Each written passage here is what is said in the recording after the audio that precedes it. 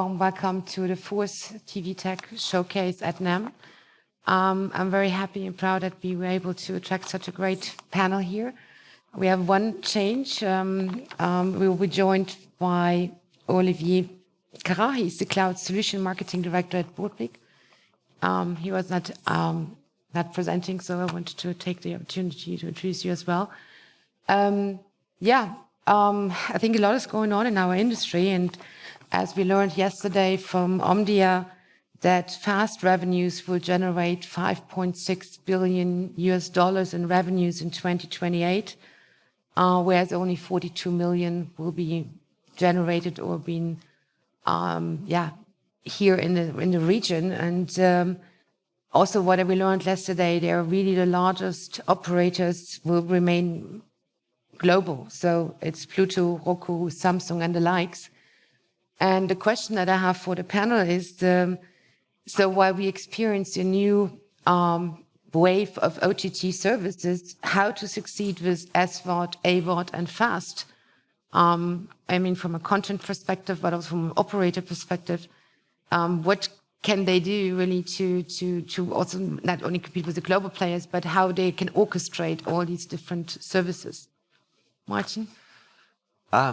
Yes, a lot to unpack there. So I think on the fast side, when we have these conversations, the difference between the US and the international market is something that we need to dig into a little bit, because the US market, when it comes to fast, is so totally different to the rest of the world. I mean, simple assumptions that we take for granted over here that are very different in the US market. At least in the UK, I'm sure it's similar in other countries in Europe. Every house has a DTT aerial by default. That's obviously not the case in the US. And so when it comes to the applications for fast, the role of channel aggregators is a little bit different compared to the US. So I think the way I, as a technology provider, would argue be the best route to success with fast is to focus on unpicking the use cases. And if you're a content provider, looking at all of the different channel aggregation possibilities. So the standard fast model, but obviously including red button services, virtual channels within broadcast TV, any kind of IP delivered channel into, say, HbbTV, can provide that ability to deliver a fast type channel to an audience. So the point is, think more broadly about it. But so it also requires a lot of capability to deploy all of these different forms and shapes of delivery so fast, SVOD, AVOD. I think it gets more complex for the operators really to be on all of these distribution channels. What are your thoughts from the panel? How you can help them, or what is your advice if somebody says, we want to do it all, but on the other hand, how to operate these things is coming, I think, more paramount. Any thoughts? Yeah, I mean, from my perspective, I think, I was not here yesterday, but I saw the numbers, which are basically make any content provider dream about the monetization potential. And it's probably true, and at least in some markets. But in others, I think there are a few additional challenges or constraints. I'm thinking about the localization, which is an obvious one, which is just by default because the audience is fragmented across different countries and languages, which is a problem which does not exist in other markets, I would say. That's one. And also what we've seen is that across the ecosystem, some publishing platforms are becoming more and more demanding, and others that you cannot negotiate with. So it's quite challenging to grab, I would say, a significant cut. What we try to advertise is that there are other publishing options that can be leveraged. You have, of course, the CTVs, the smart TVs, you have the tier one publishers, but you also have the existing operators, which are themselves challenged by those alternatives and who are desperate for keeping their subscribers on their environment, their setups, if they still have one. And this is, I think, an alternative where the business equation is simpler because you have more freedom of negotiation rather than something you cannot do also with, as simply as that with a Samsung or other CTV devices, which are a bit more closed ecosystem, I would say. Yeah. So, I think localization is a good topic to discuss, especially in a very fragmented and language fragmented region like here, but also I think in Europe in general.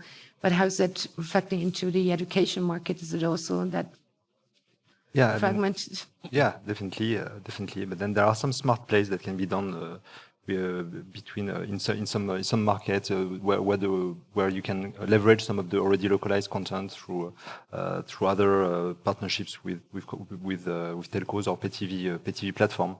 I think back to your original question about SVOD versus fast versus AVOD, it's important to know as a content provider why you're doing things basically, and to manage your own expectations. So fast, for example, we see it as a way to almost support our D2C business and support our B2B distribution through service providers and telcos in particular, especially as we see more and more telco groups who are looking for brands that are growing, but brands also that are not relying solely on themselves to grow, and being able to exist and to have awareness through some media, and fast is one of them, is a good way to also reassure the business partners, the B2B partners that telcos are, that your brand will be recognized and that they won't be carrying your marketing basically on their own, as opposed to thinking that fast is suddenly going to be a kind of gold mine on its own. It's important to yeah, I think that Maria yesterday managed the expectation. Yeah. But I think there's an old saying that branding or content is king, but distribution is King Kong. That was an old saying in the industry. But I think that Anastazja probably has to add something to that. Being in every region, being on every device, being on grabbing every eyeball, you have to be prepared to distribute it. Yeah, I would say, like, as a cloud provider, that CDN is one of the main thing, which one you need to have if you want to go global, because you can spread your content like all over the world in any point. And speaking about localization, it's also one of the things which AI now can do for you. Yes, because I can recognize speech and translate it into different languages. And when you are in Europe, it's like a thing because everyone's speaking their native language. So AI also can help that way. Yeah, so on the one hand, being on every device, being global, being available everywhere, but on the other hand, localization. So I think it's two key themes that we hear over the thing. But also, what do you see in going through this? What are you see from your point of view, the operators or the content providers struggling with? What are the key pain points you see that we need to overcome? And what are your thoughts on that? So a lot has been said about the impact of OTT on operators, and I think the super aggregation story is playing out, and I think that's going to be probably the end game. But stepping back to think about what that means, we did a little bit of thinking about this, and we ended up thinking about operators in terms of a metaphor between a supermarket and a shopping mall. So operators used to be a supermarket in the sense that they owned the wholesale acquisition of content. They controlled where it was displayed in the supermarket. They controlled the prominence, more or less, certain local rules aside, of where it was presented and how much users paid for it. But now they're functioning more as shopping malls, and this, I think, is a much grander role because they are creating a framework for or content providers to fill gaps. So in much the same way a shopping mall has standard-sized units to let out, sometimes there's an anchor tenant that has a bit more control over the way they work in the shopping mall. But the operator's role then becomes about shared services, keeping consumers in the shopping mall by making the navigation really simple, shared services in terms of aggregated and anonymized data collection that can provide a holistic view across what users are doing as they move between services, for example. So that role, I think, is where operators are starting to move towards. Functionalities like universal search becomes really important. Metadata, therefore, is a key driver of that. And solving the metadata problem, I think, is one of the bigger pain points for operators, particularly as they're aggregating content from multiple sources. Metadata may not always be as full and complete as they would like in order to drive those recommendation services. Hence the point we were making earlier about AI being a potential solution there. I think I like the metaphor of the supermarket and the shelves. And the metaphor of the shopping mall is really good. And to build on that, I think in the shopping mall that the operators are becoming, I think there is one thing that operators are historically very good at doing. The first one, of course, is networks, the core thing. The second one is billing, having a relationship with the customer base. And this is why we've invested a lot in direct carrier billing capability to do, because first of all, that's where demand was, clearly. We saw that at Mobile World Congress. That's what all the operators were talking about. Initially in some regions like Latin America, Middle East, but even in our traditional European groups are now also going, in many cases, in this direction. So it has technology/operational implications to be able to support that properly, but also branding and marketing implications. Because when you do carrier billing, of course, it's back to what I was saying about fast. Gone are the days, or I think the days are going, when operators would be saying, okay, give me your content, I'm going to package it, and then I'm going to market it to my customer. It's more, okay, show me what your brand is, what is your promise, what is your experience, and if it's good, I'll put it on my platform. I take the example of Verizon, for example, where we power the kids' tablet in the US for them. They've launched their new platform, carrier billing platform, OnePlus, I think it's called. I should know. And now that's all they're going to talk about, the platforms. Vodafone told us the same thing at group level. The only content thing they're going to talk about is the ability to aggregate the content for the customers. So the shopping mall. That's all they talk about. And then it's up to you to have your nice shop and, to make them want to maybe to put a few signs there to indicate to customers to build on the metaphor. It becomes much more a collaborative relationship with the broadcasters as well. Yeah, it's true. It changes the dynamic a bit. Yeah, I agree. I mean, I think that in general, I think operators are struggling to still remain relevant, to bring value to the end users. But I think they have some unique capabilities that can be leveraged. I'm thinking about first-party data. They know exactly, who their subscribers are. Yeah. And in the past, if we come back to the monetization aspect, everyone, broadcasters on one side, operators on the other side have been trying to monetize what they had. But what we saw in some markets in Europe, this is starting to happen with the segmented TV, for instance, is that they finally talk to each other and they agree basically to share the pie. And by combining both together, they can basically overcome some of those challenges that basically meant that money was left on the table. That's one example where they can basically best use their assets and combine them into a real added value. Yeah. I think we see more and more these, what so-called more and more strategies where you aggregate more and more, and you try to increase the ARPU or and lower the chance that people are leaving, joining.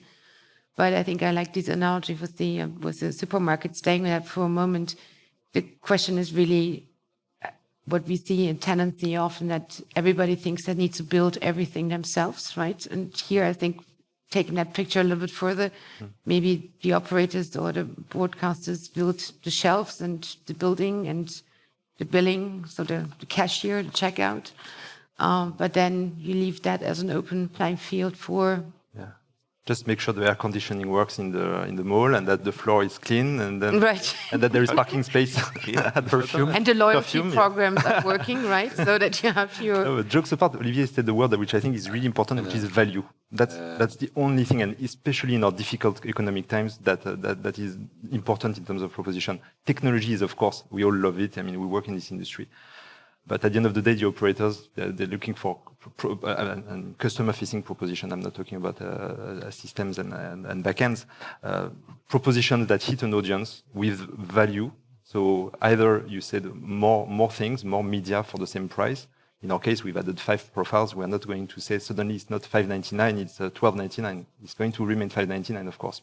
So that's how you create value basically in those difficult times. And then low operational complexity, low friction, because one thing that telcos are not particularly good at is executing complex propositions whether in the shops or even online. So it's got to be simple. Ideally, it's got to be carried by a brand or a product that is already known or can be checked out with reviews and so on, and therefore sell itself.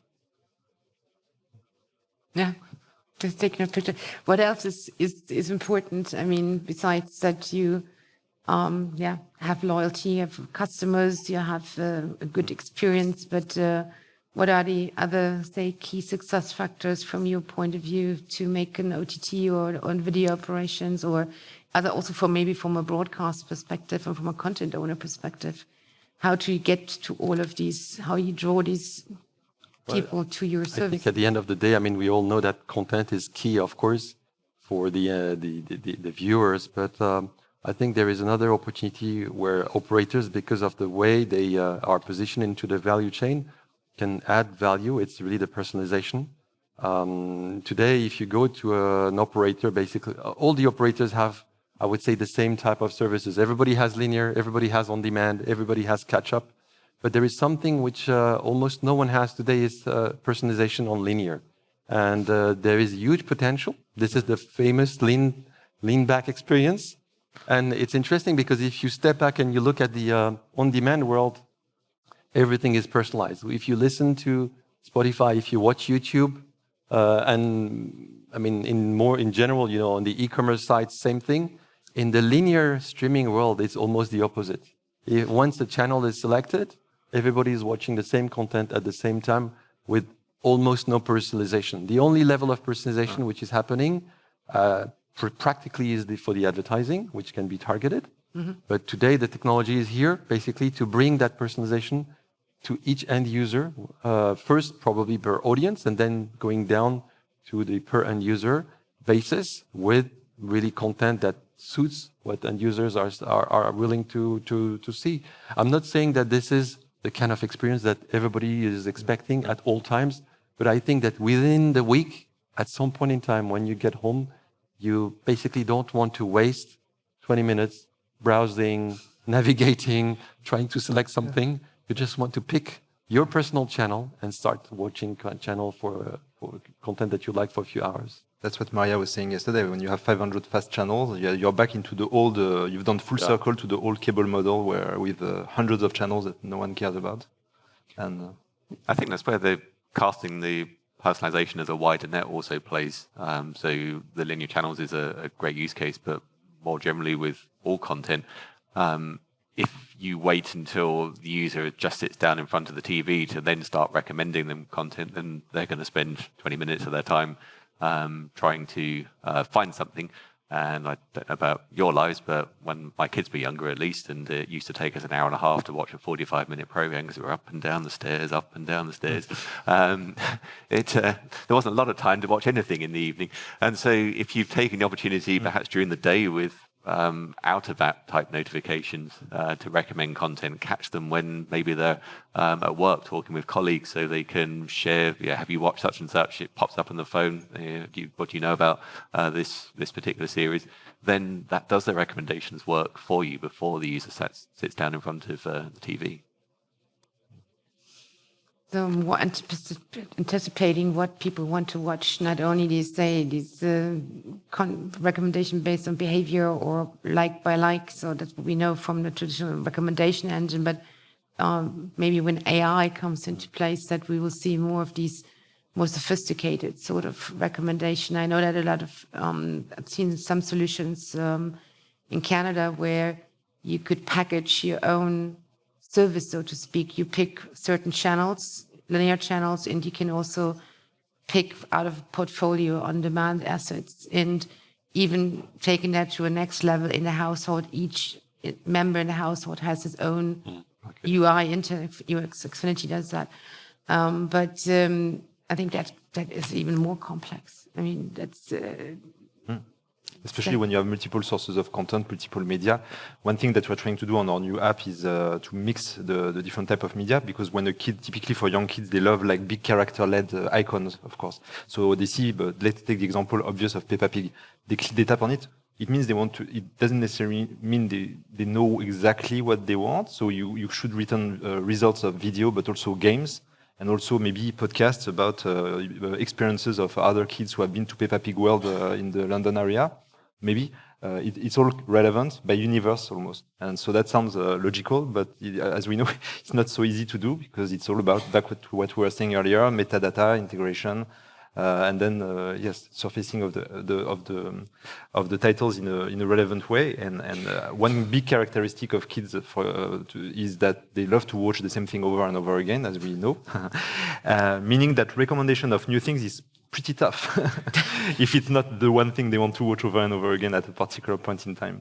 So yeah, but it's, at the end of the day, it's the same recipe that works. I mean, your A/B testing, your measuring the engagement time, doing the proper alpha test, alpha phase, beta phase, and those recipes, those product recipes still work.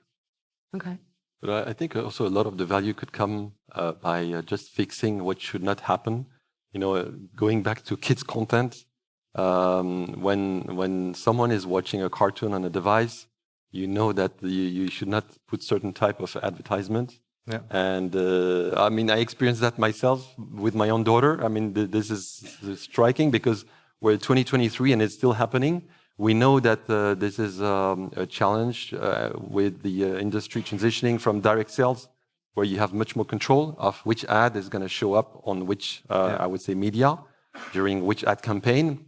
Now the programmatic is taking traction, and this is where the metadata comes into play. You need to have all this metadata to make sure that you can make the right decision to insert the right type of ads at the same time. There is some technology to do that, but it's just a matter of putting it all together within a given ecosystem that is going to solve that kind of issue. So just an example. Yeah. We see the metadata problem expanding when organizations try to bring multiple platforms together. And so it may well, this comes back to the pain points question, it may well be the case that the different platforms are running on different technology stacks. And that can therefore lead to really simple differences, like the metadata might be slightly different. And a classic example used to be what could be stored in the EPG compared to what was on the on-demand version of the content. And just simple things like that can lead to different results being returned when you search for the same keywords, or them being returned in a different order, or the understanding about the content in terms of whether it's age appropriate or not, just because something's missing. So bringing together those different worlds as we're trying to unite all the devices is another key challenge. Yeah. And how to overcome this, especially this metadata issue that is really depending on the market that you are in, right? So you were very fortunate. English-speaking countries, you have much more metadata that's added to the assets. And here in other markets, you have to, as a supplier or whatever, you have to enhance the metadata so that you have been on par with all assets have the same amounts and the same quality. But what else can come to your mind? I mean, from an operational standpoint, what really drives success, or what really helps to keep up with all of these global players, but also with these multinational players? So what is your thoughts on, I mean, education probably is also competitive. I mean, probably also competing with other content providers. What is your advice for these operators? So I think we see the market evolving in various waves. We've seen the first wave of digital transformation was simply just getting something working. And then the focus has shifted more to trying to integrate these different silos of data and business models. I think in some cases, organizations have now started moving to focus on tailoring the business models. And then personalization is the wave that follows that. So I think the way to address some of these challenges is firstly to start thinking about the problem from an integrated perspective, try to bring the silos together. And that really is a transformation challenge, because it requires changes to teams and structures and processes within the organization. Speaking as a technology vendor, I think the advantage of our particular video platform, at least, is the programmability of it. I think that's important. But whichever route you choose, the key thing to think about is to ensure that whatever technology you choose today doesn't paint you into a corner tomorrow. Things are changing so fast. We've talked about multiple business models that bring in FAST and VOD together. Things are changing so fast that what can seem perfect today quickly turns out to be something that's optimized for something that's already moved on, and retaining that flexibility so that you can adapt your strategy quickly and try new things is, I think, the key piece to aim for. I fully agree with this point, and actually I just want to step back because I think for any video service providers, operator is one use case, but it could apply to anyone. Even before you start doing optimization, the time to market is essential. Particularly because the things are moving extremely fast. And if I'm a video service provider, basically, and if I look at what is available on the market, I can do the technology myself. This is an option which is very heavy, resource intensive, or I can go to the other extreme where basically I'm going to go for a managed service and everything is being taken care of, outsourced. But what I find very interesting is that in between you have cloud services, API platforms, basically, where you can very quickly go to market, and you even have the right to make mistakes, because if it doesn't work, you just end up, or you change the service, or you go for another ecosystem, whatever. And this is something that did not used to exist in the past, where everything had to be deployed on-prem with very long cycles. Today, within hours, you can basically put together some services for AI, for monetization, for any kind of added value services, and very quickly see if there is really a sweet spot for your ecosystem, your environment, your market. So I think it's a real opportunity. You just have to choose the right, I would say, type of service, hosted, cloud, at the right time, depending on the phasing of your project. Nothing prevents afterwards, once you find the right combination, to go for other deployment models and other business models. But initially, if you want to be fast, I think this is a real opportunity. And this is where we see most traction, at least. Anastazja, your thoughts about it? You've been so quiet in all these discussions. As like everyone's speaking more about the content creation, and Gcore is more about cloud and CDN and not about the content. But yes, as it was said that nowadays it's like better to outsource all the technological things to the other cloud providers, to the CDN providers. Even AI can be outsourced, so it can like help you in the customers acquisition. It was said about recommendations and a lot of neural networks right now. I think the TikTok use that model of recommendations that it can recognize very specifically what do you like to watch. So if you are into Formula One, for example, but not in the all cars in the world, these recommendations can advise you only to watch Formula One, not like the mechanic of the cars, for example. Yes. And that also can be outsourced. I think that's an interesting topic to touch a little more on this build versus buy, or buy versus build. I mean, I think that because of the markets are changing so quickly and the consumer behavior is changing, and you have to be on par with these global players. I think that's not. I think the times are over. I think there will still be a case for things that need to be on-prem, but you see that the industry is really moving into that direction, that they're willing to, I mean, you have this specific content stack. I think this is very unlikely, I think, for a broadcaster that they produce everything themselves, but I think kids' content is something that maybe has been produced in the past also by public broadcasters, very good content. But in general, you think that the industry is more opening up to these kind of models that from... Yeah, and even traditional broadcasters, like you said, I mean, obviously, to state the obvious, they've been focused on content and producing high-quality content, not so much the experience around. And as the multi-screen experience develops and you immersive experiences and so on. That's not their core kind of strength, and so they do turn. We're seeing some of the traditional big names turn to us for the technology part / the UX part. A little bit also the content part, but mostly the experience to complement basically their core, basically their core offering. Yes, there is more collaboration coming for sure, not just from telcos, but from pay TV platforms, streaming services, and recognition that time to market can so easily be missed. I mean, we've had a couple of examples. I don't think there's anybody from Vodafone in the room, but if you think about the Vodafone TV project in the UK, for example, it's a perfect example of project that lasted for a year and a half, and then when it was almost ready, it was too late. It was already 1 year obsolete, and so everything fell apart. And that's a bit of an extreme example, but I think it applies in many areas when technology and content is moving so fast.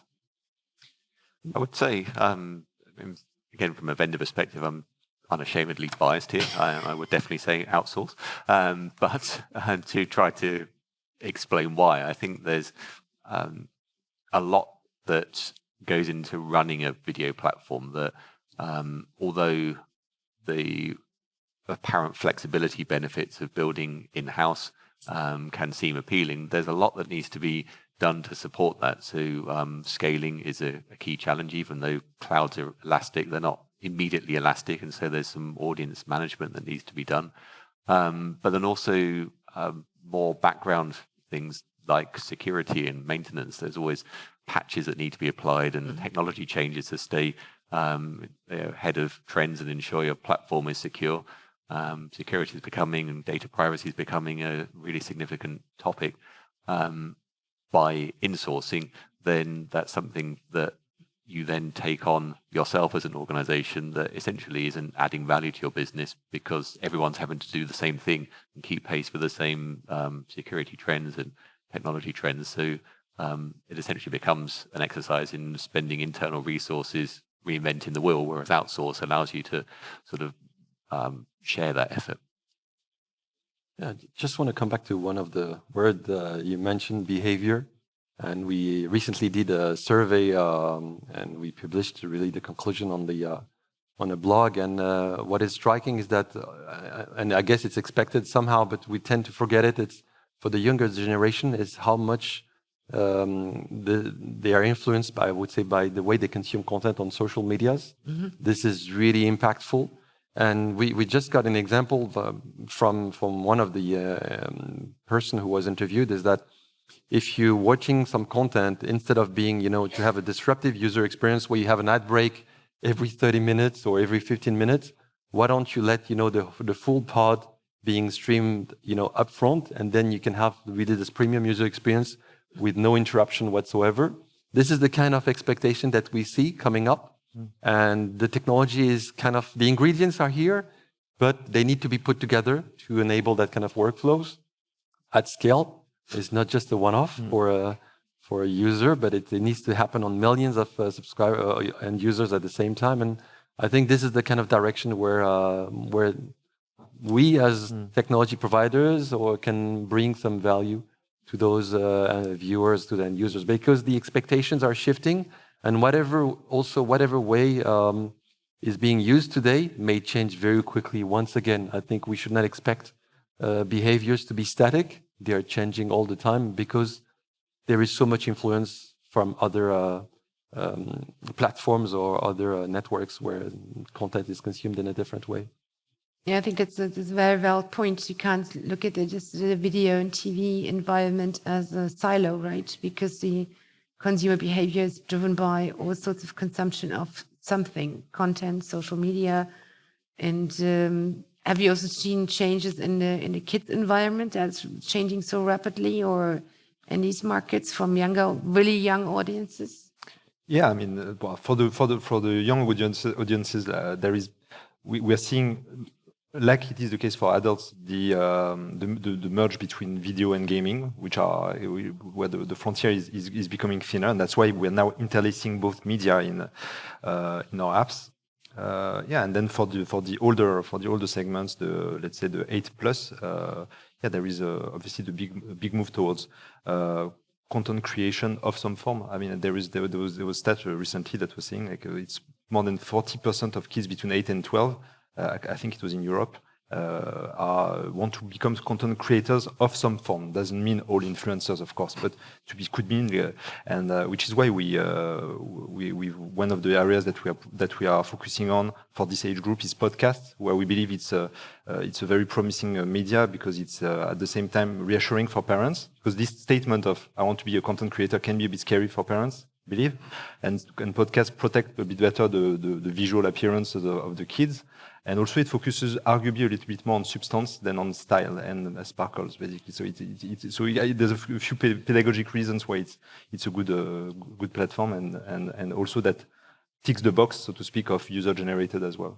So where you can have a mix of published content, but also you can create your own reasonably simply through technology in the way it should be, I think, which is that makes it look simple, even though it may not be so simple in the background.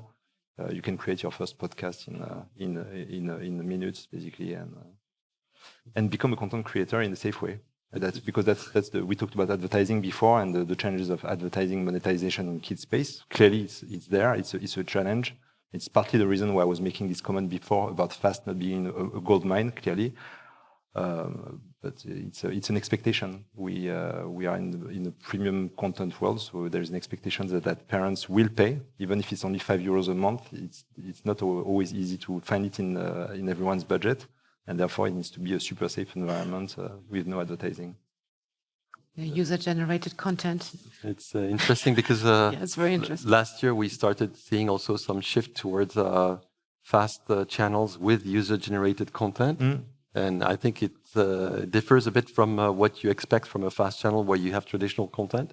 But there are actually audiences which are willing to watch that kind of service. So it can be small initially, but when you aggregate all those type of services, it can add up to generate sufficient monetization levels and start basically becoming a valid business model. So I think it's a good point to remind that we should step back and open up the scope, the field to that kind of content too. The platforms for broadcast yourself, right? I mean, that's a new aspect adds another complexity to the business model probably. But here again, it's an opportunity to partner. So one of the companies in our group called Suit Up Games, they do marketing campaigns within Roblox. It's very specific, basically, but they do the whole thing, including finding the influencers and doing the whole campaign. And then at the end, they show the difference of the cost per impression that they managed to get through the whole campaign, as opposed to what would have been achieved through basic programmatic advertising. And they show, look, it's better value actually and you even marketing departments of service providers, operators, and in this case it was with Kraft in the US actually, so a food company, in this case, not a service provider. They're quite happy to partner with back to the build or not build.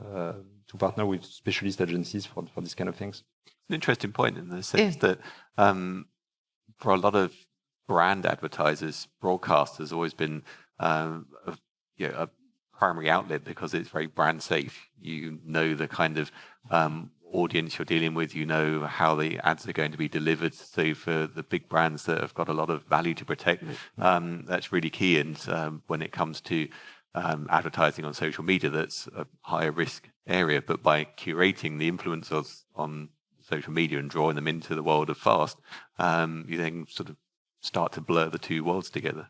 A lot of potential there. But I have a little bit of the impression, I mean, I've seen that many years ago that was branded entertainment was a big fuss that the advertising agency even went to the great lengths that probably we all remember shows like Beverly Hills 90210 that was founded by, wasn't by the soap operas from the 50s and the radio programs in the 30s, but it was also driven by TBWA, so some of the big, largest creative agencies that they generated, and then pretty much they sold it through their media outlets that usually sold the ad space on television.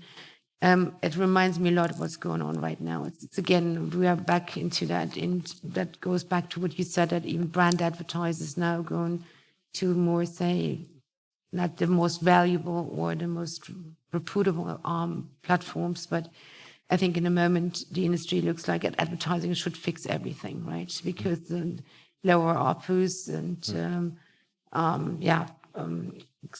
extend customer life cycle, prevent churn and all the things.